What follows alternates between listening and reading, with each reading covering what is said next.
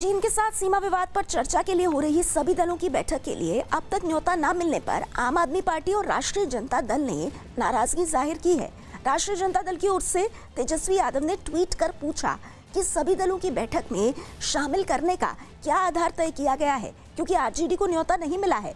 वहीं आम आदमी पार्टी ने केंद्र पर अहम मुद्दों में पार्टी की राय न लेने का आरोप लगाते हुए कहा कि आम आदमी की दिल्ली में सरकार है और पंजाब में वो मुख्य विपक्षी पार्टी है। पाकिस्तान की एक अदालत ने टेरर फंडिंग के एक मामले में आतंकी हाफिज सईद के रिश्तेदार समेत आतंकी संगठन जमात उद दावा के 4 आतंकियों को सजा सुनाई, जिनके नाम अब्दुल रहमान मक्की, जफर इकबाल, याहिया मुजाहिद और हाफिज अब्दुल सलाम हैं। इनमें आतंकी हाफिज सईद के रिश्तेदार अब्दुल रहमान मक्की और अब्दुल सलाम को कोर्ट ने 1-1 साल की सजा सुनाई, जबकि जफर इकबाल और याहिया मुजाहिद को 5 साल कैद की सजा दी गई। इन चारों को टेरर फंडिंग के एक मामले में आरोपी बनाया गया था, जिसके बाद चारों ने खुद को बेकसूर बताते हुए सुनवाई का सामना करने का फैसला किया था। लेकिन सुनवाई के दौरान कोर्ट ने चारों को टेरर फंडिंग के एक मामले में दोषी पाया और फिर उन्हें सजा सुनाई गई। बिहार के भोजपुर के रहने वाले महज 23 साल के जवान चंदन कुमार का आज अंतिम संस्कार किया जाएगा। गलवान घाटी में हुई झड़प में शहीद चंदन कुमार के गांव में मातम का माहौल है। शहीद जवान चंदन कुमार की मई में शादी होने वाली थी, लेकिन लॉकडाउन की वजह से शादी नहीं हो पाई। शहीद चंदन अपने घर के सबसे छोटे बेटे थे। उनके बाकी 3 भाई भी सेना में ही हैं। परिवार के लोग चीन को मुंहतोड़ जवाब देने की मांग कर रहे हैं। शहीद के बड़े भाई और खुद सेना में जवान देव कुमार के मुताबिक गांव में ही मौजूद एक मंदिर के पास अंतिम संस्कार की तैयारी की गई है। परिवार के मुताबिक 2 साल पहले वो सेना में शामिल हुए थे और इसी साल उनकी पोस्टिंग 16 बिहार रेजिमेंट लद्दाख के गलवान घाटी में हुई थी।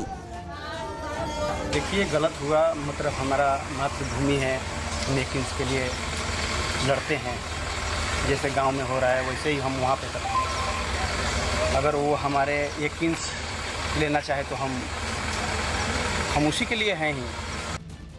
लद्दाख की गलवान घाटी में शहीद हुए कर्नल बी संतोष बाबू का तेलंगाना के सूर्यापेट में अंतिम संस्कार किया गया। बी संतोष बाबू समेत 20 जवान चीनी सैनिकों के साथ हुई झड़प में शहीद हो गए थे, जिसके बाद तेलंगाना में उनके घर पर उन्हें अंतिम विदाई देने के लिए हजारों लोगों की भीड़ उमड़ पड़ी। सेना के ट्रक को फूलों से सजाया गया और उस पर शहीद कर्नल के पार्थिव शरीर को तिरंगे से लपेट कर रखा गया और जैसे ही उनकी अंतिम यात्रा निकाली गई, पूरा शहर उनके साथ चल पड़ा।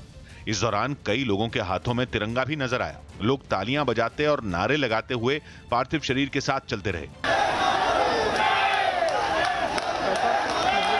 अंतिम संस्कार के वक्त तो माहौल और भी ज्यादा गमगीन हो गया। शहीद कर्नल की पत्नी अपने बेटे को गोद में लिए खड़ी रहीं तो रोते हुए पिता ने अंतिम संस्कार की सारी रस्में पूरी की। कुछ लोग उन्हें सहारा देते हुए भी दिखाई दिए। इसके बाद सेना की ओर से शहीद बी संतोष बाबू को सलामी भी दी गई। इस दौरान सेना के कई बड़े अधिकारी और जवान वहां मौजूद रहे। दिल्ली के मॉडल टाउन इलाके में बाइक सवार 2 बदमाश दिन दहाड़े एक लड़की का पर्स छीनकर फरार हो गए। ये घटना वहां लगे एक सीसीटीवी कैमरे में रिकॉर्ड हो गई। इसमें बाइक सवार दोनों बदमाश लड़की से पर्स छीनते दिखाई दिए। इससे पहले ये लड़की सड़क किनारे खड़ी होकर किसी से बात करती नजर आई। वो काफी देर तक सड़क किनारे खड़ी रही और इस बीच वहां पहुंचे दोनों बदमाशों ने लड़की के कंधे पर टंगा पर्स छीनने की कोशिश की। इस छीना झपटी में लड़की जमीन पर गिर गई और बदमाश वहां से फरार हो गए। इसके बाद आसपास के लोग लड़की की मदद के लिए दौड़ पड़े।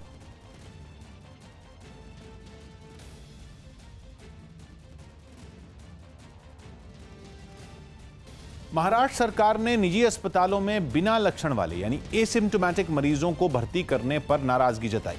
महाराष्ट्र के स्वास्थ्य मंत्री राजेश टोपे ने बताया कि निजी अस्पतालों के इस रवैये से गंभीर मरीजों को परेशानी झेलनी पड़ रही है। ये सभी हॉस्पिटल्स में आज ऐसा दिखाया जा रहा है कि जो वॉक इन आते हैं डायरेक्टली पेशेंट और एसिम्प्टोमेटिक होते हैं उनको बेड दिया जाता है। हम 80% उनसे बेड ले रहे हैं, लेकिन वे अगर 80% बेड सभी असिम्प्टोमेटिक को दिए जाएंगे तो हमारे जो सिम्प्टोमेटिक पेशेंट्स हैं या खास तौर पर जो आईसीयू पेशेंट्स हैं उन्हें कैसे मिलेंगे। गलवान घाटी में शहीद हुए दीपक सिंह को मध्य प्रदेश के सीएम शिवराज सिंह ने भी श्रद्धांजलि दी है। रीवा के रहने वाले शहीद दीपक सिंह के परिवार को मुख्यमंत्री ने 1 करोड़ की आर्थिक मदद और एक संबंधी को नौकरी देने का ऐलान किया है।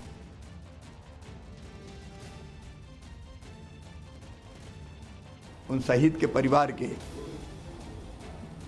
परिजन हैं, आश्रित हैं, उनको 1 करोड़ रुपए की सम्मान निधि, आश्रित परिवार के सदस्य को शासकीय सेवा में नौकरी और मकान या प्लाट जो भी परिवार से चर्चा करने के बाद तय करेंगे वो दिया जाएगा। लद्दाख की गलवान घाटी में 20 जवानों की शहादत से नाराज सियासी दलों ने चीन को सबक सिखाने की मांग करते हुए देश भर में प्रदर्शन किए। पश्चिम बंगाल के आसनसोल में तो बीजेपी के कार्यकर्ता चीन के खिलाफ सड़क पर उतर आए और फिर शहर के एक चौराहे पर चीन के राष्ट्रपति शी जिनपिंग के पुतले को आग के हवाले कर बीजेपी के कार्यकर्ताओं ने अपनी नाराजगी जाहिर की। इस दौरान प्रदर्शन कर रहे कई लोग तो जलते हुए पुतले को लातों से मारते हुए दिखाई दिए। इसके बाद वहां मौजूद एक प्रदर्शनकारी ने जिनपिंग के जलते हुए पुतले को हाथों में उठा लिया, जबकि वहां मौजूद दूसरे लोग चीन के खिलाफ नारे लगाते रहे। इससे पहले गलवान घाटी की घटना से नाराज बीजेपी के कार्यकर्ताओं ने शी जिनपिंग की शव यात्रा निकाली। कुछ महिला कार्यकर्ता तिरंगा लेकर शव यात्रा के आगे चलती दिखाई दी, जबकि उनके पीछे कुछ लोग जिनपिंग के पुतले को कंधे पर उठाकर चलते नजर आए। बाद में एक चौराहे पर मिट्टी का तेल डालकर पुतले में आग लगा दी गई। इसके बाद बीजेपी के एक कार्यकर्ता ने लोगों से चीन के सामान का इस्तेमाल नहीं करने की अपील की। लोगों से आवेदन करते हैं कि चाइना का प्रोडक्ट यूज ना करें और हम लोग का स्वदेशी अपनाएं।